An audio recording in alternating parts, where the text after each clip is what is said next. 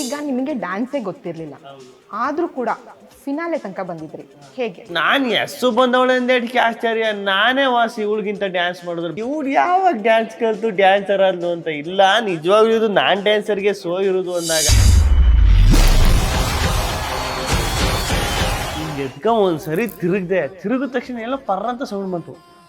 ಪರ್ರ ಅಂತ ಸೌಂಡ್ ಬಂತ, ಎಲ್ಲ ರೋಪ್ಗೆ ಪರದೋಯ್ತಾ ಅಂತ ಅನ್ನೋಕೋಷ್ಟಲ್ಲಿ ಮೇಲೆ ಹೋಗ್ಬಿಟ್ರಿ, ಎತ್ಬಿಟ್ರಿ ಮೇಲೆ ಹೋಗ್ಬಿಟ್ಟೆ. ಡ್ಯಾನ್ಸ್ ಕರ್ನಾಟಕ ಡ್ಯಾನ್ಸ್ ಅಲ್ಲಿ ನಿಮ್ಮ ಫೇವ್ರೆಟ್ ಪರ್ಫಾರ್ಮೆನ್ಸ್ ಯಾವುದು? ಐ ಲವ್ ಯು ಕ್ಯಾನೆ ಫಸ್ಟ್ ಮಾಡಿದ್ನಲ್ಲ. ಯಾಕೆ? 3 ಜನಕ್ಕಿಂತ ಏನೋ ಒಂಥರ ಚೆನ್ನಾಗಿ ಕಾಣಿಸ್ತೀನಿ ಅದರಲ್ಲಿ. ಆಶೀರ್ವಾದ ಎಲ್ಲ ನನ್ನ ಮೇಲೆ ಇರ್ತದೆ. ಬಾ ಮದುವೆ ಆಗೋಣ, ಬಾ ಮದುವೆ ಆಗೋಣ. ನಿಮ್ ಡ್ಯಾನ್ಸಿಗೆ ಇನ್ಸ್ಪಿರೇಷನ್ ಯಾರು? ನಮ್ದು ಡ್ಯಾನ್ಸ್ಗೆ ಇನ್ಸ್ಪಿರೇಷನ್ ನಮ್ಮೂರೊಬ್ಬ ರಾಜಣ್ಣ ಅಂತ ಒಬ್ರು ಅವ್ರೆ. ಅವ್ರಿಗೆ ನಾನು ಚಿಕ್ಕ ವಯಸ್ಸಿಂದ ಹೆವಿ ಫ್ಯಾನು ಅಪ್ಪನಿಗೆ. ಅವರೇ ಇನ್ಸ್ಪಿರೇಷನ್ ನನಗೆ. ಅನುಶ್ರೀ ಮೇಡಮ್ ಬಗ್ಗೆ ಹೇಳೋದಾದ್ರೆ, ಇದನ್ನ ಗಿಲ್ಲಿ ಮಾಡಿದ್ರೆ ಹೆಂಗಿರ್ತದೆ ಅಂದ್ಬಿಟ್ಟು ನನ್ನ ಕೈಯಲ್ಲಿ ಮಾಡಿಸೋದು. ಅವ್ರಿಲ್ಲ ಅಂದಿದ್ರೆ ನಾನು ಇಷ್ಟೊಂದು 4 ಜನ ಗುರ್ತಿಡಂಗೆ ಆಯ್ತಾ ಇರಲಿಲ್ಲ. ರೆಡಿ 3 2 1 ಸೊ ಇನ್ನು ಯಾವ್ಯಾವ್ದ್ರಲ್ಲಿ ಇಂಟ್ರೆಸ್ಟ್ ಇದೆ? ನಾನು ಸಿಂಗರಿ ಇಂಟ್ರೆಸ್ಟ್ ಇದೆ. ಕಾಮಿಡಿ ನನ್ನ ಉಳಿಸ್ಕೋತು, DKD ನನ್ನ ಬೆಳೆಸ್ಕೋತು. ಅದು ಎರಡನ್ನೂ ಬಿಡಕ್ಕಾಗಲ್ವಲ್ಲ. ಇವಾಗ ನನ್ನ ಮಗನಿಂದ ಎಲ್ಲ ನೋಡ್ಕೊಂಡ್ ಬಂದ್ರು ತುಂಬಾ ಸಂತೋಷ. ಅಪ್ಪು ಸರ್ ಕಪ್ಗೆ ಯಾರಿಗೆ ಬೇಜಾರಿಲ್ಲದೆ ಇರ್ತದೆ. ಅದಕ್ಕಿಂತ ಒಂದು ಖುಷಿ, ಇನ್ನೊಂದು ಖುಷಿ ಏನಂದ್ರೆ ಜನರ ಮನ್ಸು ಗೆದ್ದೀತು. ಸಾಕ್ಬಿಡಿ. ಮದ್ವೆ ಆಗಿದೆ, ನೀವೊಬ್ರೇ ಬಾಕಿ ಇರೋದು. ಏನಾದ್ರು ಸರ್ಚಿಂಗು ಮೀಡಿಯಾನೇನಾ ಅಥವಾ ಯಾರು ಹೊರಗಡೆ ಇದೆಯಾ? ಫಿಕ್ಸ್ ಆದಾಗ ಹೇಳ್ತೀನಿ ಬಿಡಿ. ನಿಮ್ಗೆ ಆಗೈತೆ ತಾನೆ, ಸುಮ್ಮನೆ ನೀವ್ ಹೇಳ್ತೀರಾ ಈಗ. ಕ್ಯೂರಿಯಾಸಿಟಿ ನೀವ್ ಹೇಳ್ತೀರಾ ಈಗ ಏನು ಏನಂತ ನಿಮ್ ಯಜಮಾನ್ರ ಹೆಸರು, ಹೇಳ್ತೀನಿ. ಅವ್ರೇನ್ ಮಾಡ್ತಿದ್ರು, ಮದ್ವೆ ಆಗ್ಬಿಟ್ಟೈತೆ ಹೇಳ್ತೀರಾ. ನಮ್ ಫಿಕ್ಸ್ ಆಗಿ ಮದ್ವೆ ಆಗುಂಟು ಹೇಳಕ್ಕಾಗಲ್ವಲ್ಲ. ಹಂಗಾದ್ರೆ ಇದೆ ಯಾರೋ ಒಬ್ರು. ಅದೇ ಹುಡುಗಿನೇ ಫಿಕ್ಸ್ ಆಗಿಲ್ಲ ಅಂತ ನಾನು ಹೇಳ್ತಾ ಇರೋದು. ಲವ್ಗೂ ಫಿಕ್ಸ್ ಆಗಿಲ್ಲ ಅಂತ. ಸರ್ಪ್ರೈಸ್ ಏನಾದ್ರು ಕೊಟ್ಗಿಟ್ಟಿರಾ? ಸರ್ಪ್ರೈಸ್ ಚೆನ್ನಾಗಿ ಗೊತ್ತಿಲ್ಲ ಅದು ಹೆಂಗೆ ಅಂತ ನೋಡೋದು.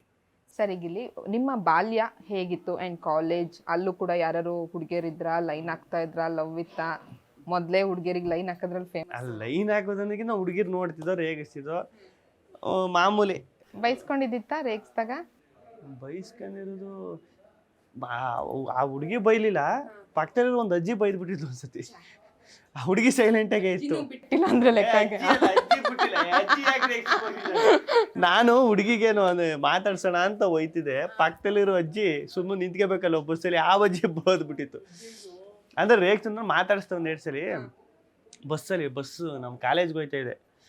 ಆ ಟೈಮಲ್ಲಿ ಬಸ್ಸಲ್ಲಿ ಅವಾಗೆಲ್ಲ ಚೈನಾ ಫೋನ್ಗಳು ಗೊತ್ತಲ್ಲ ನಿಮಗೆ, ಕೀಪ್ಯಾಡ್ ಫೋನು ಇಷ್ಟಿಷ್ಟಪ್ಪ ಇರ್ತಿತ್ತು. ಸೌಂಡ್ ಹಾಕಿದ್ರೆ ಒಂದು ಸಾಂಗ್ ಹಾಕಿದ್ರೆ ಚಿಪ್ಪೆಲ್ಲ ಬತ್ತಿತ್ತಲ್ಲ, ಬಸ್ಸೆಲ್ಲ ಫುಲ್ಲು ಸೌಂಡ್ ಬರೋದು.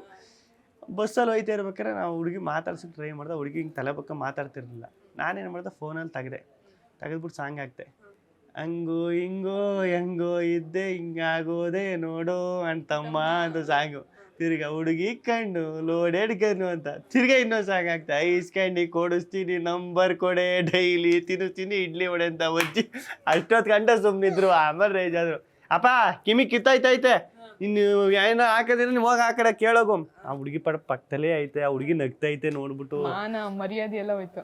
ಮಾನ ಮರೋದಿಲ್ಲ. ಆಮೇಲೆ ನಾನೇನು ಮಾಡ್ದೆ ಗೊತ್ತಾ, ಆವಾಗ ಇಳಿಯೋರಂಗೆ ಇಳಿದ್ಬಿಟ್ಟು ಹಿಂದ್ಗಡೆ ಡೋರಲ್ಲಿ ಹತ್ಕೊಂಡೆ. ತಿರ್ಗಾ ನಿಂತ್ಕೊಳಕ್ ಆಗಿಲ್ಲ, ಬಾಯಿಗೆ ಬಂದಂಗೆ ಬೈತದ ಅಜ್ಜಿ, ಎಲ್ಲ ನೋಡ್ತವ್ರೆ. ಅಯ್ಯೋ ಸರಿ ಅಂದ್ಬಿಟ್ಟು ಆ ಅಜ್ಜಿ ದಿನ ಬೇರೆ ಬರೋ ಅಜ್ಜಿ ಬಸ್ಸಲ್ಲಿ. ಅವತ್ತೆಲ್ಲ ಆ ಅಜ್ಜಿ ನೋಡಿದ್ರೆ ಸಾಕು, ಆ ಅಜ್ಜಿ ನೋಡ್ಬಿಟ್ಟು ಎಲ್ಲ ನಗುಕ್ ಸ್ಟಾರ್ಟ್ ಮಾಡ್ಬಿಟ್ರು. ನಾನು ನೋಡ್ಬಿಟ್ಟು ಸದ್ಯ ಹಿಂದ್ಗಡೆ ಡೋರಿಗೆ ಹತ್ಕೊಂಡ್ರು, ಬಸ್ಸೇ ಚೇಂಜ್ ಮಾಡ್ಲಿಲ್ವಲ್ಲ? ಬಸ್ ಚೇಂಜ್ ಮಾಡ್ರೆ ಇನ್ನು ಹೋಗಕ್ಕೆ ಹೆಂಗಾಯ್ತದ? ಒಂದೇ ಬಸ್ ಇದ್ದಿದ್ದ. ಗ್ಯಾರಂಟಿ ನ್ಯೂಸ್, ಸುದ್ದಿ ಖಚಿತ, ನ್ಯಾಯ ನಿಶ್ಚಿತ.